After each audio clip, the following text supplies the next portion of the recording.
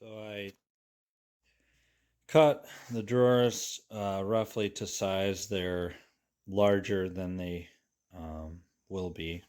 I'll custom fit them later. The cox beading is not installed, so all these side gaps will be filled, and then I'll surely have to trim them all a little shorter. The idea is at this point to cut this round detail into the drawer front. The obvious correct way to do this would have been to purchase some probably 6/4 material and just plane out a lot of the back or bandsaw out a lot of the back and cut the details in each drawer. But that'd be quite a lot of material, and so I'm going to end up gluing on some blocking on the end of the piece to expand it, and I'm going to basically cut the concave cut into there and the other one coming this way, and it'll create that swoop. This is a test to just see how much material I need. I've got this chunk here. I'll be able to cut and glue on pieces off of this and this. When you're looking at the end grain, it's all just kind of straight stringing grain. I can get this thing to focus. There we go. So to glue on a piece is pretty doable. Once you look at the back of the drawer, which you won't spend a lot of time doing, then you'll be able to see what I did there, but I think it's going to work out all right. I ended up picking out these boards based on what was prettiest. I had cut a couple for the top, and I just wasn't happy with them. So I ended up picking out these, which are a thinner board, but they're definitely a better looking board.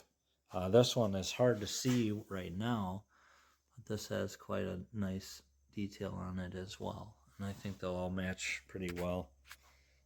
And quite a lot there. And you can see the tone difference between them. These are probably 100 years older. We'll see how that looks after stain, but I kind of wanted to at least keep the whole top row similar tone. These are what's going to be trim around the door. There's going to be baseboard and a specialty base piece across there. And then there's going to be some trim on either side for the door. However, I may wait on that for now because I actually am short material for the door. I really want something at least half the width of the door so I can do a book match and have a nice looking door there. What I will be doing is some fancy things inside there. I have yet to decide the exact detail, but it may be just as well you see it for now. And whenever I get to it, I'll do the door. Started the process of rounding the edges, and I ran this through a whole bunch of different little steps on the tiny little router bit, and I ended up having to set a fence here after I clamped them all nice and even, and ran it, adjusted it, moved it back, moved the fence. What do you think? So she's going to sit in there for the most part. Need some cleanup, but you get the point. It's gorgeous. Thought I would show you how much easier this is. Not that I showed you how I was doing it, but you can imagine it was a pain in the butt. So I can adjust my depth roughly with this guy. I can bring my fence in to this. You can sight down here, which is much easier by the eye than it is with the camera. And already I'm really close to what I need. Lock my fence here. That's half locked. I can micro adjust to the minute amount here, and then do the full lock. And we're in place. Here on this woodpecker's router lift and raise and lower to the slightest degree, which is pretty sweet. So you're able to dial her right in. Backside's going to have the adverse angle here. So I've set up this jig here with the bit, and that's going to be taking out a good chunk of the meat here, and I'm going to adjust it at least one more time to take this top section off. So I'm going to run all these through.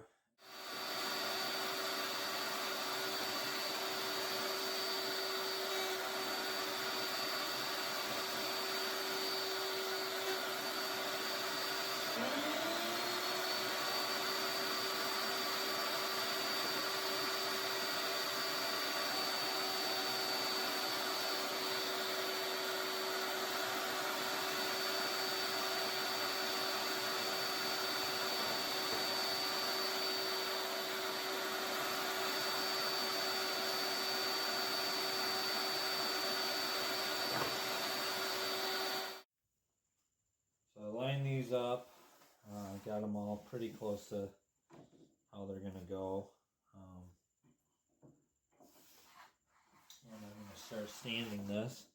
I've already begun. I had a piece of 400 grit sanding wheel for my belt sander, and that's working really good to kind of save me a little bit of time here.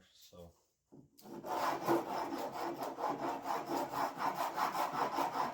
especially going cross grain on oak, it's just not a quick operation, let's just say.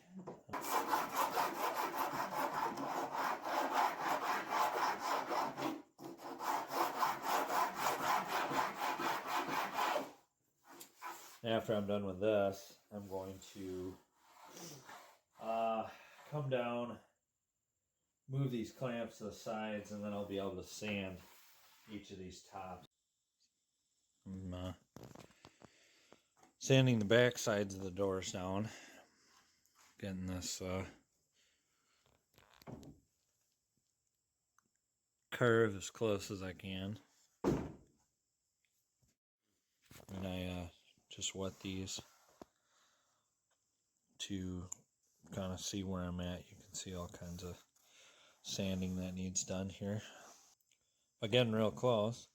Just kind of a combination of a piece of sandpaper, some 80 grit to get close, and then I made myself a block with the adverse contour to it, and I'm able to take this down and kind of observe where the high spots are.